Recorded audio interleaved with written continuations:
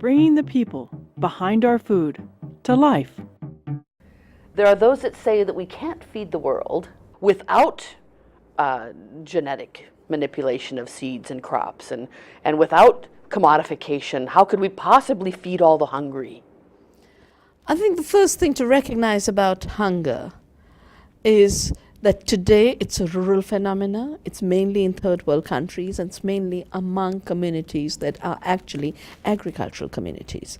So why are people who are growing food going hungry themselves? They're going hungry because everything they have grown has to be sold in order to pay for the costly seeds and the costly chemicals. So a high cost, chemical intensive agriculture is a recipe for hunger. Secondly, the models of agriculture that chemical farming has promoted are monocultures. Monocultures are nutritionally impoverished. The same acre of land, using biodiversity, using organic and ecological methods, could produce 5 to 10 times more nutrition than a monoculture can. So maximizing the production of commodities for international trade is directly proportionate to the decrease in nutrition availability to local communities, which is why hunger grows. If the world has to be fed, it has to be fed by growing food locally, to be used locally as the biggest proportion of the food basket. Some elements will be traded internationally, but what is traded internationally should not be staple foods. What is traded internationally should be that extra flavor of spices from India and coffee from Guatemala. That's all right. But to turn the world into a dependency on staples has nothing to do with feeding the world. It has a lot to do with controlling the food supply. The United States evolved a phrase during the Vietnam War, and the phrase was food as a weapon. The use of food as the ultimate weapon of control.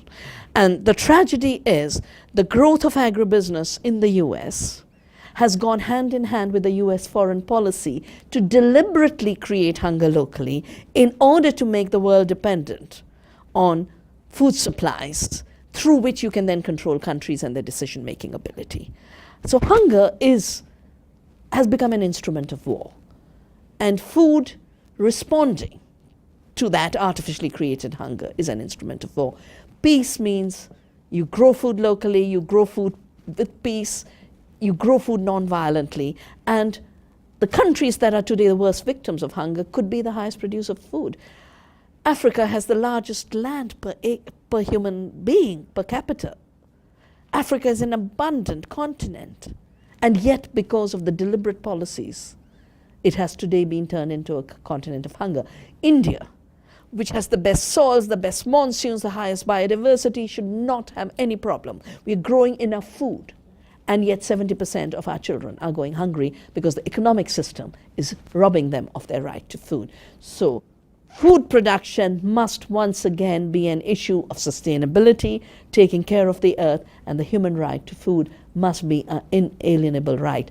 These rights cannot be ensured through a marketplace where food has become a commodity and a subject of speculation. We saw what speculation did in 2008. Food prices doubled, and the companies that control the food system doubled their profits, while riots took place in 40 countries.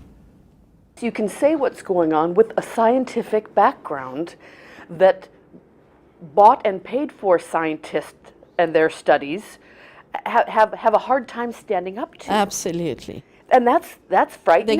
They get very angry because I'm a woman, I'm a third worlder, but I'm a physicist and I can add numbers. So when the numbers don't add and I say it, they get very angry because they think they can go through life fudging data.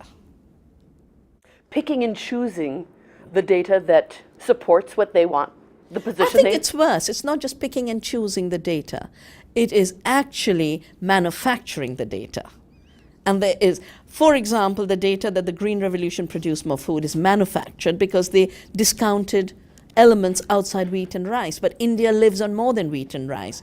We eat pulses, we eat oilseeds, we eat millets. All of that was made to disappear. In the whole genetic engineering issue, it's a totally manufactured data that farmers are growing more or earning more.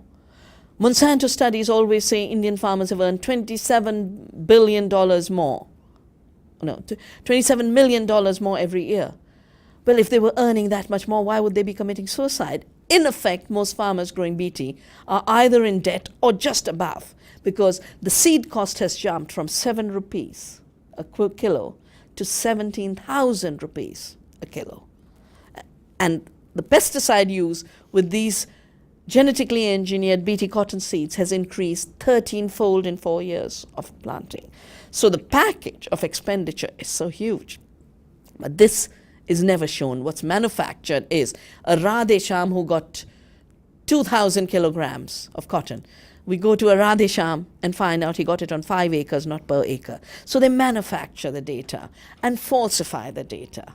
At this point, we are in a period of not just the risks of genetic contamination through genetically engineered crops, we are in a period of contamination of knowledge, where true knowledge has become a very, very rare availability in the public domain. And without true knowledge, really true knowledge, how will we ever be able to make the right decisions about the way we want our world to go? It's putting democracy at risk. It's putting security at risk.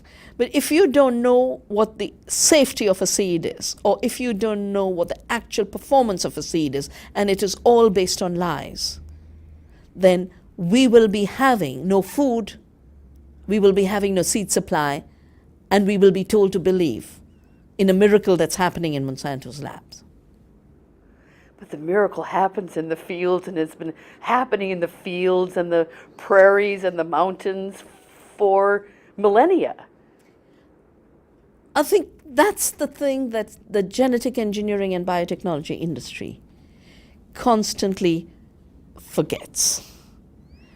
That what they are trying to do is undo not just the freedoms of farmers to save seeds. They are trying to undo millennia of evolution, both in the past and into the future. They are unscrambling the tree of life itself. And that's a very, very risky business, because they can appropriate power, but with the power they have appropriated, they cannot perform the miracles that nature has performed over these millennia. They cannot perform the miracles that millions and billions of farmers are performing daily by saving seed, evolving seed, breeding seed, giving us food. And the separation of responsibility of bringing us food to the rights to have ownership over life, that separation is at the heart of it. I have always felt that separation of rights from duties creates all kinds of dictatorships. It's only when you have a duty linked to a responsibility you will act for the common good.